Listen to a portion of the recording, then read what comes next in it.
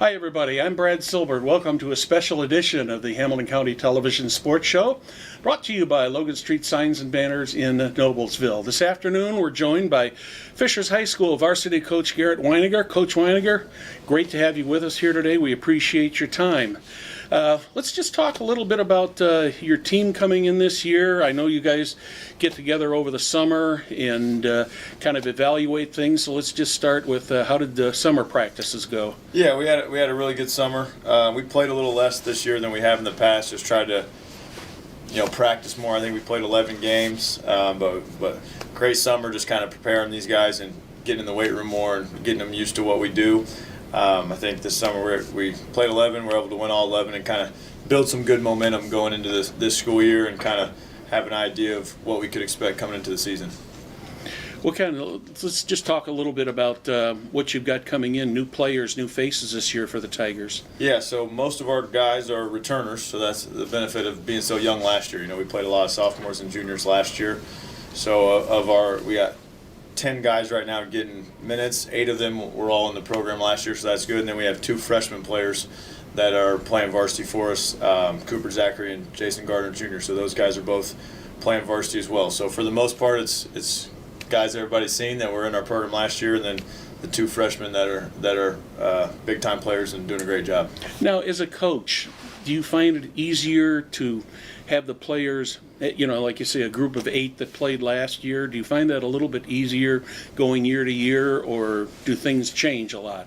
Yeah, obviously there's been an adjustment with some guys we've lost, but for the most part, each of these guys are comfortable with each other, and that's the biggest thing. When you got, for the first time, they're not just playing with their grade. Maybe a little bit if they played some junior varsity basketball, but you're playing with different guys that you're not used to playing with. And last year, I think, we lost 12 games last year, and 9 of them were one-possession games in the fourth quarter. So just 4 of them in overtime. We just couldn't quite figure out how to win those close games, and I think part of that's being comfortable with your teammates, knowing how to play with each other, being comfortable with me. So going through some of those growing pains last year, I think it really helps going into this year. Now those guys have that experience. They trust each other. They trust me, and that's paid off so far here early in the season. Well, you're starting the season off very, very well. Not only a good record, but good teams that you've been able to defeat so far, and that bodes well for the season coming up. And looks like all that hard work you put in during the summer and fall practices is paying off. Yeah, our schedule's difficult like everybody's around here, so we've opened with some really good games and have a ton of challenging games coming up, including this weekend. So it's one of those things where there's no off nights. Every night you got to be ready to go. But definitely we've entered the season, I think, prepared. I think our guys have been locked in and focused, and we've had some early success. But we're only 5 games in, so we got a lot of work to do. Well, at Hamilton County Television, Perry and I often talk about the Hoosier Crossroad Conference, the sectional, and Hamilton County in general is being really one of the hotbeds for all athletics, and especially basketball and football. And let's just talk a little bit about the HCC this year, because 5 of the teams are right here in the neighborhood. Yeah, I think every year there's so many good teams, great players, great coaches, and that's what makes it a challenge. Like, the teams in our conference are so well prepared, regardless of who you're playing. And this year, as much as any year, I think it's going to be very balanced. Like, I think any team in the conference could beat another team on any given night. So I think that's going to be the challenging part for us. Is there's no off nights, but also the fun part for fans and for us is there's going to be a lot of I guess surprising scores. I wouldn't call them upsets because everybody's good, but I think in our conference there's going to be a lot of different results that maybe people don't expect because there are so many good players and good coaches, and I think that's the fun thing about it. Playing the HCC is you just have great competition that makes the players better. It forces you as a coach to prepare harder when you're going up against such great coaches. So I'm just excited for another year to coach in our conference. I think we have a great group of players, obviously, but there's coaches that are good guys and great coaches, so it's a lot of fun. Well, then we go from HCC conference season into season 2, into the sectional, and into the IHSAA playoffs, and our sectional, once again, going to be a tough one. Yeah. Every year there's a handful of top teams in the state are in the sectional. 2 years ago we had a really good year, and I think going into the sectional we had 4 of the top 5 teams in the state playing in the same sectional. So it's one of those things. It's mostly the conference schools, and then obviously on the north side, and then add in Carmel, so adding in a great program there. So it's, some sectionals you're waiting and you're really hoping for a draw. In our sectional, it usually doesn't matter what the draw is because you're playing somebody good. So, but that's what you want. I know everybody talks about the sectional and seeding and if we should change it, but I think it's exciting to play in one of the best sectionals that I think in the country as far as public high schools go. I think we have one of the best basketball sectionals in the country, and that's an exciting thing to be a part of. It certainly is. Let's talk a little bit about the fans. It seems to me that, I see a lot of Fishers games. I see a lot of the other HCC games and Perry and IC games from all over Hamilton County. And fan support everywhere we go is great, and you guys are absolutely no exception. Your fans are phenomenal.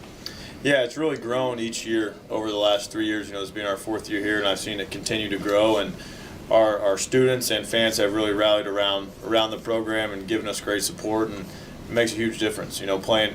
Unfortunately, our schedule kind of worked out this year. We've had 3 straight road games to start the year, then 2 home games, and now we're not home again until after Christmas. So we're kind of blocky this year as far as our schedule, but we'll have a lot of home games late. So I hope we'll get a lot of fans out. But no, our fans here have been great, and the opposing fans in our conference. Everywhere you go, you're going to play in front of a good crowd, and that's what I think high school sports should be about. And it's awesome for the players to be able to play in those environments. And I think sometimes we take for granted what it means to play and coach basketball in Indiana and the environments you get to be a part of. And I know as a kid growing up, watching my older cousins and stuff, and then as a high school player, and then now as a coach, it's something pretty special just to be able to coach in some of the gyms and environments with the fan support that we get.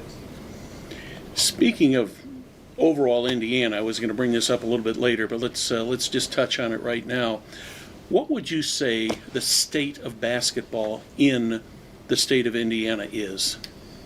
Yeah, I think overall, like high school basketball across the country is fighting to remain the key thing. With so much privatization of youth sports, it's becoming harder and harder in a lot of areas of the country for the high school team to be what's most important. But here in Indiana, I believe we still have that, and I think it's something worth fighting for, and keeping that these kids are around us the most. As education-based athletics coaches, we spend so much time with them, whether in the classroom or in the weight room or before school and after school, limited contact during the season, and really your school sports are the only ones you're going to be around that much. Obviously kids play travel basketball and they have trainers, but they're not going to spend the amount of time that we spend with them, just based on pure access. So I think it's really important that we protect what we have in Indiana. And I think the state of basketball is in a great spot. We have a ton of talent right now. Obviously, we've had some really top-end players leave for prep schools, but I still think the depth and the talent and the coaching in our state is the best in the country. And I think you see that with how many Indiana players are succeeding at the next level and succeeding in the NBA. I mean, every year it's just another group of Indiana players going to play at top-notch schools, and that's a credit to what we have here in Indiana as far as high school basketball and youth basketball is concerned. This is kind of an off-the-wall question, but in your years of playing as a player and a coach, what's the biggest change in the game been that you've seen? Yeah, to me, I think the game, there's schematic changes, people switch more and things like that, but overall, just within the game, I think player expectations have changed. I think a lot of that's due to travel basketball. Everybody can play somewhere now, whereas back in the day it wasn't quite like that. So most of these kids play on travel basketball teams where maybe they're the best player, and then to go to your school where that might not be the case. I think the willingness to put your head down and fight through adversity has taken a little bit of a hit. I heard a quote the other day: "Quick success leads to ego. Gradual success builds character." And unfortunately right now, I might have butchered that quote, but it's something along those lines. But unfortunately right now, most people want it right now, and the ability to wait for it and fight for it and have delayed gratification is getting harder and harder. The instant gratification. Yeah, I mean, the ability to wait, that's what they want. So I think it's key in our programs that we're teaching that to these young men, but it is getting harder and harder because social media and what they hear at home and everything, it's a challenge, So I think that's the biggest change. Like back in the day, if, not a whole lot of freshmen played varsity or sophomores even started varsity, and now it's like a lot of kids think if they're not starting varsity as a sophomore, then they're going somewhere else, So it's just that whole aspect of coaching, I think, has changed a lot the last 10, 15 years. One of the things that I always like to talk to head coaches about is your coaching staff.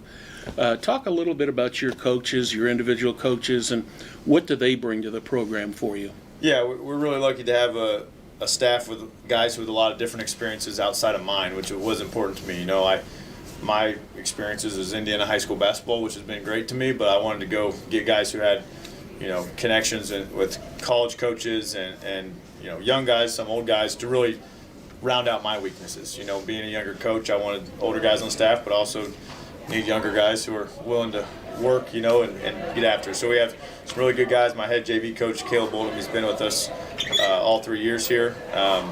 First year he was just on staff. The last 2 years been our JV coach, and he's done a great job developing our players, you know, at the JV level and getting them ready to play for me, which has been important. And as varsity assistants on staff, we have several. The ADs make fun of me sometimes. We have so many coaches coming in and out of the gym. But Coach Miles Ware is a varsity assistant for me. Played high school basketball at Mount Vernon for Coach Lynch and Coach Daugherty there during his time, and he's done an awesome job. He's in the building now, so to have a guy in the building that's helped me out, that's huge. People probably don't think about that, but Coach Mike Fox, Coach Ken Johnson, who spent a lot of time in college, was an assistant for Bruce Pearl at Tennessee.